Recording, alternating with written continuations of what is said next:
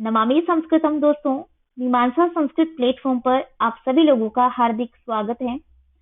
दोस्तों, मीमांसा संस्कृत प्लेटफॉर्म पर हम यूपीएससी संस्कृत ऑप्शनल के पीवाईक्यू अर्थात प्रीवियस ईयर क्वेश्चंस को हल कर रहे हैं और इस सीरीज के अंतर्गत हम 2023 के प्रश्न पत्र को हल कर रहे हैं जो अभी हाल ही में हुआ है यूपीएससी का संस्कृत ऑप्शनल का। ठीक है, तो इस प्रश्न पत्र में पेपर 1 के अंतर्गत हम क्वेश्चन संख्या 4 तक हल कर चुके हैं। अतः आज हम क्वेश्चन संख्या 5 को देखेंगे जो कि मूलतः संस्कृत निबंधों से रिलेटेड होता है, यानी कि संस्कृत में निबंध आपको लिखने होते हैं। कुल 5 निबंध पूछे जाते हैं हर साल। ठीक है, यदि आपने ये प्रश्न संख्या 4 तक के सॉल्यूशंस को नहीं देखा है दोस्तों, तो आपको 2023 की प्लेलिस्ट में मिल जाएगा, वहां से आप उन लेक्चर्स को जरूर देखिए। और आपकी जानकारी के लिए बता दें कि 2016 से लेकर 2022 तक के भी प्रश्न पत्र हम हल कर चुके हैं मीमांसा संस्कृत अकेडमी पर। ठीक है, तो इनके भी आपको 16, 17, 18, 19, 20, 2021, 2022 से इसके नाम से प्लेलिस्ट मिल जाएगी पेपर सॉल्यूशंस की। तो इनको जरूर देखिए, बिकॉज ये आपके बहुत काम आएंगे यदि आपने संस्कृत को ऑप्ट किया है तो। ठीक है, क्योंकि देखिए, एक स्टूडेंट जो होता है ना, जब स्टडी करता है किसी भी एग्जाम की, तो मैंडेटरी है कि स्टडी टेबल पर उसके सिलेबस और पीवाईक्यू अर्थात प्रीवियस ईयर क्वेश्चन पेपर्स, दो चीजें होना अनिवार्य है। तभी वो एक अच्छी तरीके से प्रिपरेशन कर सकता है और उसे ही कहते हैं solid preparation, right. Solid preparation. तो सिलेबस की प्रिंट आउट और पीवाईक्यू यानी प्रीवियस ईयर क्वेश्चन पेपर्स की प्रिंट आउट आपके स्टडी टेबल पर होना अनिवार्य है यदि आप प्रिपरेशन कर रहे हैं तो। ठीक है, क्योंकि सिलेबस तो आपको बताता है कि इस चीज का यह पाठ्यक्रम है और ये चीजों की आपको तैयारी करनी है, लेकिन तैयारी कैसे करनी है ये आपके पीवाईक्यू प्रीवियस ईयर के क्वेश्चंस आपको बताते हैं कि किस टाइप से प्रश्न पूछे जाने हैं और किस टाइप से आपको हल करने हैं। और वही कार्य हम आज यहाँ कर रहे हैं कि पेपर को कैसे हल किया जाता है, कैसे लिखा जाता है, वो जानकारी हम जान रहे हैं। ठीक है, तो जरूर से इन लेक्चर्स को देखिए। आप देखते हैं, लाइक कीजिए इनको, कोई कमेंट कीजिए, यदि आपको अच्छा लगता है तो वो बताइए। ठीक है, कोई चीज समझ में नहीं आई आती है तो वो बताइए, आप अपने दोस्तों के साथ में शेयर कीजिए। ठीक है, जो प्रिपरेशन कर रहे हैं। तो ये सामान्य बात मैंने आपको बताई पूर्व में। अब हम देखेंगे प्रश्न संख्या 5 को, जो संस्कृत निबंध से रिलेटेड है। प्रश्न है, अधोलिखिताः सर्वे प्रश्नाः संस्कृत भाषा समाधया, अर्थात नीचे लिखे गए सभी प्रश्नों को संस्कृत भाषा में आंसर करिए। ठीक है, इंग्लिश में भी लिखा होता है to be written in Sanskrit language. तो इसमें प्रथम प्रश्न है, वेदारंभ संस्कार से स्वरूपम महत्वम च प्रतिपाद्यताम, अर्थात वेदारंभ संस्कार का स्वरूप और महत्व प्रतिपादित कीजिए। ठीक है, तो संस्कार शब्द आया है। संस्कार हमारी भारतीय संस्कृति में 16 संस्कारों का विधान है, 16 संस्कार विधि ऐसा कहा जाता है। ठीक है, संस्कार शब्द का अर्थ होता है शुद्धिकरण। शुद्धिकरण और जैसे कि संस्करण, परिष्करण, शोभा, आभूषण, स्वरूप, ये सब चीजें, ये मतलब इसके अर्थ हैं। और संस्कार शब्द समपूर्वक धातु से घय प्रत्यय करके निष्पन्न होता है। ठीक है, अब 16 संस्कार क्या है? देखिए, एक मनुष्य जो होता है ना, जब वो गर्भ धारण करता है, ठीक है, उसने माता के गर्भ में मतलब प्रवेश किया, तब से लेकर के उसकी मृत्यु पर्यंत तक होने वाली जो भी कार्य है बीच बीच में, उनको संस्कारों के माध्यम से प्रदर्शित करवाया जाता है। जैसे जो आयु बढ़ती जाती है एक व्यक्ति की, तो उसका एक मतलब ये कह सकते हैं कि आनंद यानी उत्सव मनाया जाता है। ठीक है, अब जैसे वो अध्ययन करने जा रहा है तो उसका अध्ययन का संस्कार हो गया। अब जैसे कोई गृहस्थाश्रम में प्रवेश करने जा रहा है, उसकी 25 आयु हो गई है, तो वहां पर फिर विवाह संस्कार है। ठीक है, हाँ, एक चीज की एज निर्धारित नहीं होती है, वो है अंत्येष्टि संस्कार। ठीक है, क्योंकि इंसान की मृत्यु कभी भी हो सकती है, वो 100 वर्ष में भी हो सकती है, 50 में भी हो सकती है और उसके पहले भी हो सकती है। ठीक है, तो ये एक मानव के जो जीवन है, मतलब एक गर्भ में प्रवेश करने से लेकर मृत्यु तक की अवधि को संस्कारों के माध्यम से दिखाया जाता है। उसमें ये एक मुख्य वेदारंभ संस्कार क्या है, इसका स्वरूप और महत्व इस प्रश्न में पूछा है। तो अब हम इसी पर बात करेंगे। मैंने अभी तक सामान्य बात बताई है आपको। ठीक है, संस्कार क्या है ये जरूर आप बता दीजिए, कैसे निष्पन्न हुआ है और क्या अर्थ है, फिर ही आप वेदारंभ संस्कार के विषय में आप लिखिए। तो वेदारंभ संस्कार देखें तो उपनयन संस्कार के बाद में आता है, यानी कि उपनयन संस्कार होकर के फिर वेदारंभ में प्रवेश करते हैं, तो वेदारंभ 12वें नंबर का संस्कार हो गया। ठीक है, इसमें हालांकि अभी ये कम हो गया है, क्योंकि पहले जो वेदों की शिक्षा दी जाती थी, ठीक है, वेद की विभिन्न शाखाओं की रक्षा के लिए उनके अभ्यास की परंपरा से जुड़ाया जाता था बच्चों को। ठीक है, उनकी कुल परंपरा के अनुसार वेद, शाखा, सूत्र आदि के स्वाध्याय की पद्धति सिखाई जाती थी, जिसे अनिवार्य रूप से द्विजातियों को उसका अभ्यास करना ही पड़ता था। ठीक है, द्विजाति का मतलब जो ब्राह्मण है उसी का तात्पर्य नहीं है, उसका भी अर्थ है मतलब द्विजाति उसको भी कहते हैं जो अध्ययन कर रहा है, ब्रह्मचारी। ठीक है, तो ये है। और वर्तमान पद्धतियों में चतुर्वेदों के मंत्रों का संग्रह किया जाता है, जिसे उपनयन के बाद सावित्री, सरस्वती, लक्ष्मी, गणेश की अर्चना के बाद उपनीत जो बटु है, जो ब्रह्मचारी है, उसका औपचारिक उच्चारण मात्र कर दिया जाता है। अतः यह संस्कार उपनयन संस्कार का अंगभूत भाग रह गया है। पहले होता था एक मतलब अच्छे ढंग से, लेकिन अब बहुत कम हो गया है, ऐसा उत्सव नहीं मनाया जाता है वेदारंभ संस्कार का। लेकिन इसकी महत्ता है जो आपको इस प्रश्न में बतानी है, और क्या स्वरूप है वो बताना है। तो सेकंड क्वेश्चन है, भारतीय ज्ञान परंपरायाम आर्यभट्टस्य योगदानम समीक्षणीयम, अर्थात भारतीय ज्ञान परंपरा में आर्यभट्ट का क्या योगदान है, इसकी समीक्षा करनी है। देखिए, जो प्रश्न पूछे गए हैं ना, तो ये नए प्रश्न नहीं है, इसीलिए मैं आपको बोल रही थी कि पीवाईक्यू यानी प्रीवियस ईयर क्वेश्चन पेपर्स को हल करना बहुत ज्यादा जरूरी है।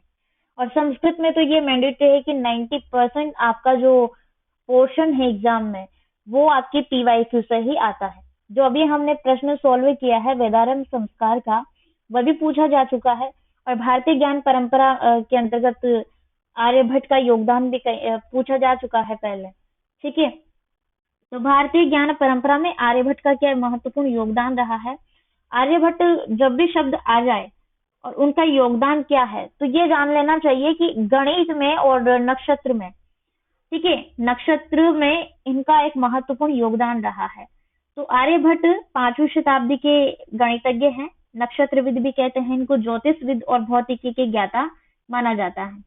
यह गणित के क्षेत्र में पथ प्रदर्शक रहे हैं, और 23 वर्ष की आयु में इन्होंने आर्यभट्टियम एक ग्रंथ लिखा है। इन्हीं के नाम पर आधारित है ये ग्रंथ का नाम जरूर कोट कीजिए आर्यभट्ट के योगदान के अंतर्गत। ठीक है, तो ये जो आर्यभट्टियम लिखा, उस समय के गणित का सारांश इसमें है। इसमें इसके भाग किए गए हैं, इसके 4 भाग किए गए हैं, जिसमें पहले भाग में उन्होंने दशमलव संख्याओं का ज्ञान कराया। ठीक है, दशमलव संख्याओं को वर्णों में प्रकट करने की विधि वर्णित की है। और दूसरा जो विभाग है, यानी कि पहला भाग और दूसरा भाग, दूसरे भाग में इन्होंने आधुनिक काल के जो गणित के विषय हैं, जो कि बच्चे इनको कठिन समझते हैं, जैसे हो गया संख्या सिद्धांत और रेखा गणित, त्रिकोणमिति और बीज गणित। ठीक है, त्रिकोणमिति, बीज गणित,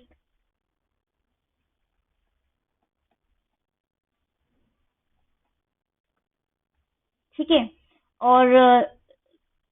और भी है रेखा गणित, त्रिकोणमिति, बीज गणित, संख्या सिद्धांत, ये है। अब ये जो 2 शेष रह गए हैं, पहले में तो उन्होंने गणित से रिलेटेड ज्ञान बता दिया, और जो दूसरे हैं उनमें नक्षत्र से रिलेटेड इनका मतलब नक्षत्र विज्ञान से संबद्ध ज्ञान है। ठीक है, आर्यभट्ट ने बताया कि शून्य एक संख्या मात्र नहीं है, बल्कि एक चिन्ह है और एक अवधारणा है। शून्य के आविष्कार से ही आर्यभट्ट पृथ्वी और चंद्रमा के बीच की दूरी का सही मापन कर पाए हैं, और शून्य की खोज से ही ऋणात्मक संख्याओं की एक नई दिशा का भी द्वार खुल गया है। जब भी हम देखते हैं कि पूछा जाता है ये प्रश्न भी कई बार सामान्य ज्ञान के अंतर्गत कि शून्य की खोज किसने की थी, तो वो आर्यभट्ट ही थे जिन्होंने शून्य के विषय में बताया है। और शून्य कोई संख्या नहीं है, ये एक चिन्ह है, ये भी इन्होंने ही बताया है खोज करने के बाद। ठीक है, तो आर्यभट्टीय के अंतिम 2 विभाग नक्षत्र विज्ञान से रिलेटेड है।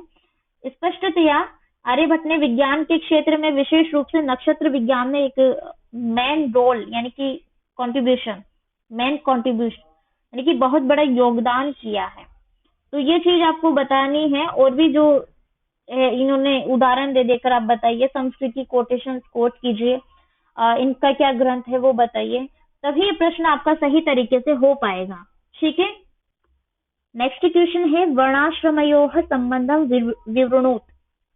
ठीक है, यहाँ पर द्विवचन आया है, तो इसका प्रश्न का तात्पर्य है वर्ण और आश्रम के बीच में क्या संबंध है, वर्ण आश्रम का क्या संबंध है, वर्णन प्रस्तुत कीजिए।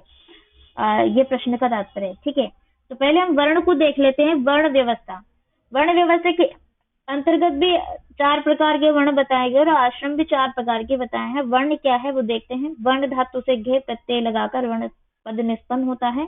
इसका शाब्दिक अर्थ है रंग, रूप, सौंदर्य या मनुष्य श्रेणी। एक इसके अंतर्गत जैसा होता है ना कि मनुष्य को जो चीज पसंद है उसको उसी कार्य करना चाहिए, उसके गुण के आधार पर।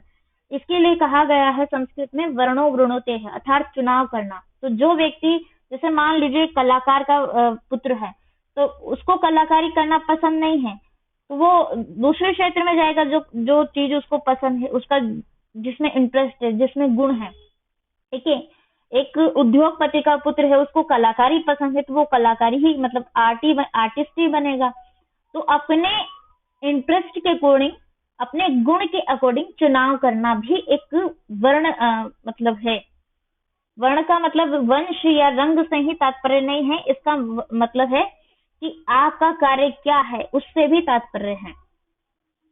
ठीक है, तो 4 प्रकार के वर्ण बताए गए हैं।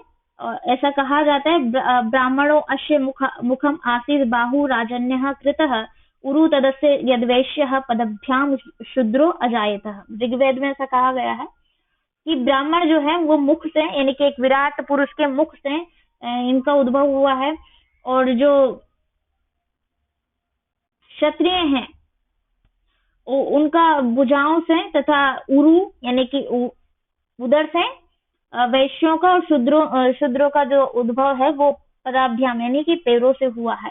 तो एक विराट पुरुष को एक मैन बता दिया है, और विराट पुरुष के मुख से तो यहाँ पर ब्राह्मण का, बाहु भुजाओं से क्षत्रिय का, और उसके उरु अर्थात उदर से, पेट से उसका वैश्य का, फिर पैरों से शूद्र का जन्म होता है। ठीक है, इस प्रकार से विभाजन है। तो आप बता सकते हैं वर्ण के बारे में।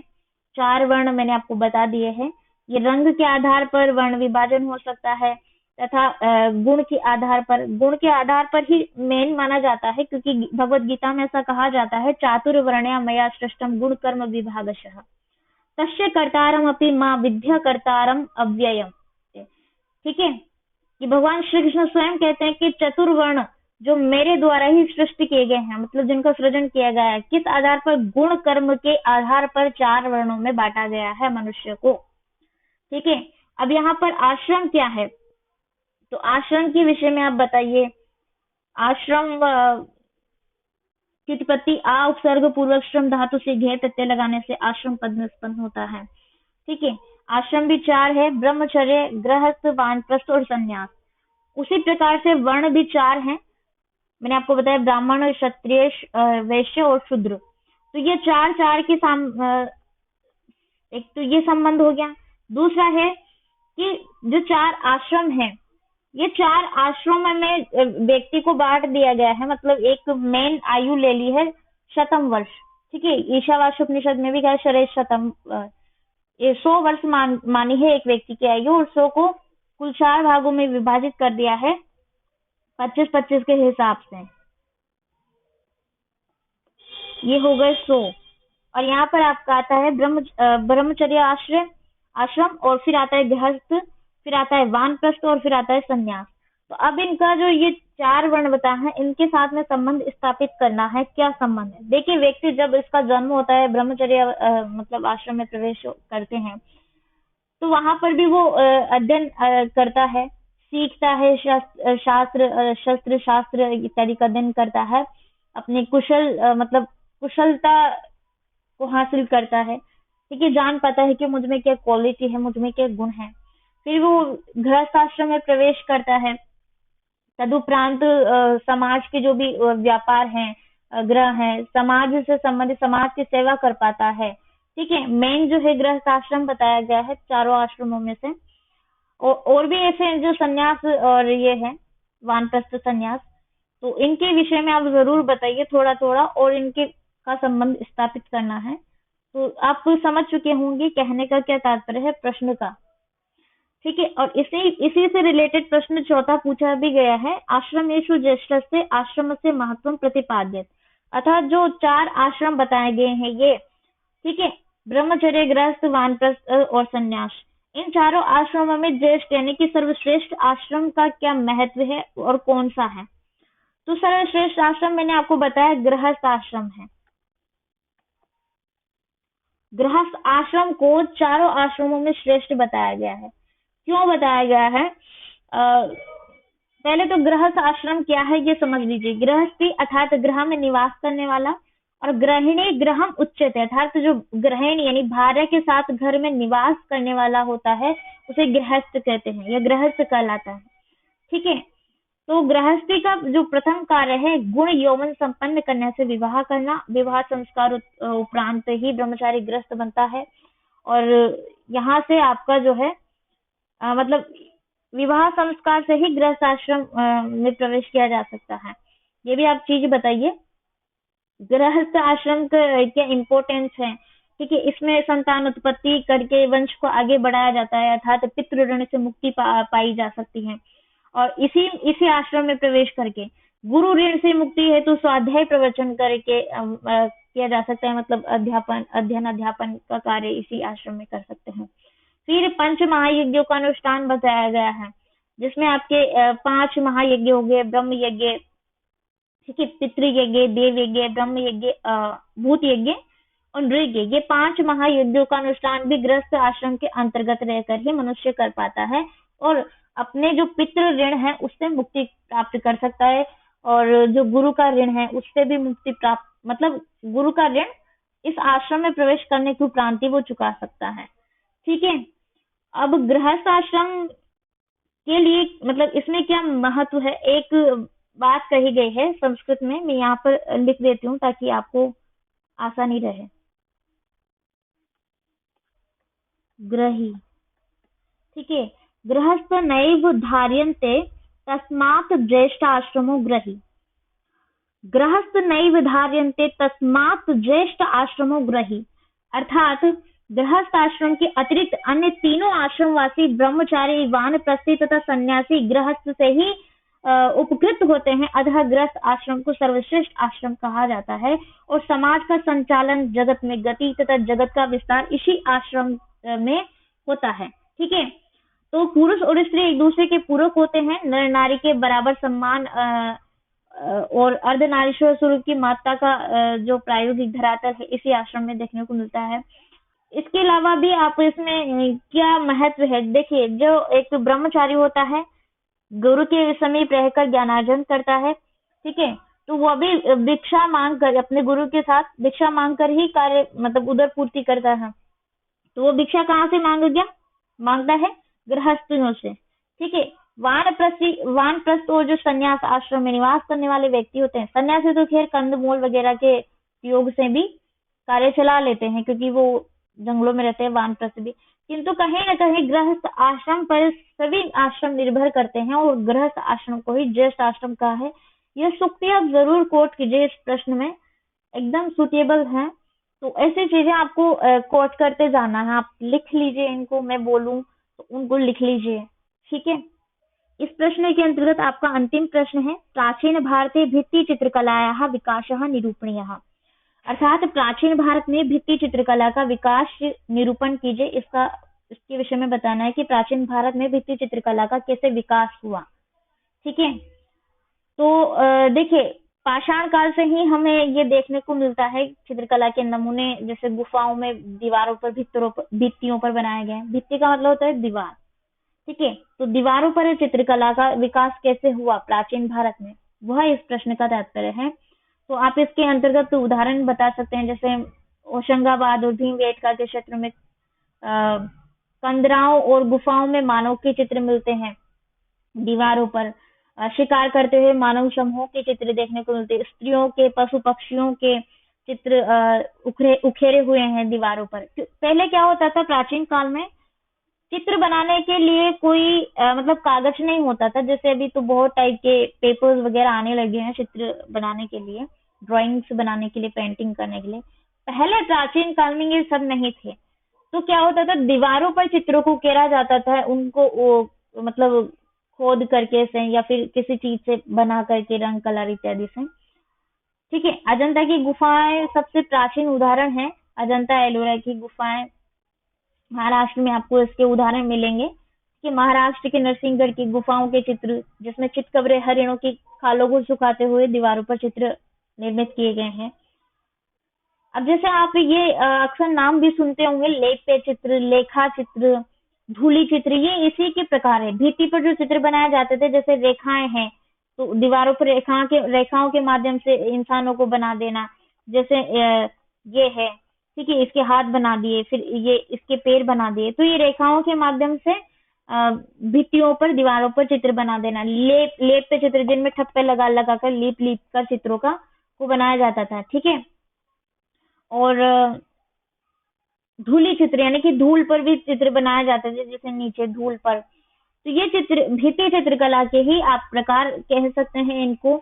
और लगभग ईसा पूर्व की पहली शताब्दी के लगभग चित्रकला षडंग यानी चित्रकला के 6 अंगों का विकास हुआ था। जैसे यहाँ चित्रकला के विकास के विषय में बताना है, तो चित्रकला का विकास के अंतर्गत 6 अंग बताए गए हैं, जिसमें वात्स्यायन का एक सूत्र है, मतलब आप कह सकते हैं ग्रंथ है। वात्स्यायन ने ग्रंथ लिखा था, कामसूत्र। ठीक है, वात्स्यायन का मतलब ग्रंथ है कामसूत्र। तो कामसूत्र में इन 6 अंगों का वर्णन किया गया है, चित्रकला के षडांगों का वर्णन किया गया है। और कामसूत्र के प्रथम अधिकरण के 3रे अध्याय की टीका में यशोधर पंडित ने आलेख्य अर्थात चित्रकला के 6 अंग बताए हैं: रूप, भेद, प्रमाण, भाव, लावण्य, लावण्य योजना, सादृश्य, विधान। ठीक है, तो इनको एक श्लोक है, रूप भेदा प्रमाणनी भाव लावण्य योजनम सादृश्यम वर्णिकाभंगम इति चित्र षडंगकम। इसके माध्यम से उन्होंने बताया है कि 6 अंग हैं चित्रकला के, उनमें एक चित्र में क्या क्या चीजें देखी जाती है मेन, वो उन 6 रूपों को मतलब 6 अंगों के माध्यम से बताया गया है। ठीक है, तो कैसे विकास हुआ, और स्पेशली इसमें वात्स्यायन का कामसूत्र जरूर कोट कीजिए, क्योंकि इसी में ये 6 अंग बताए गए हैं। ठीक है, तो उम्मीद करती हूँ आपको सारे प्रश्न अच्छे से समझ में आए होंगे। नहीं समझ में आए हैं, कोई संदेह है, कोई डाउट है, तो आप कमेंट कीजिए, आपको कमेंट का रिप्लाई किया जाएगा टाइम पर। ठीक है, यहीं पर मैं अपनी वाणी को विराम देती हूँ। आप सभी लोगों का तहे दिल से शुक्रिया कि आप हमारे साथ अंततः बने रहें। नमामि संस्कृतम।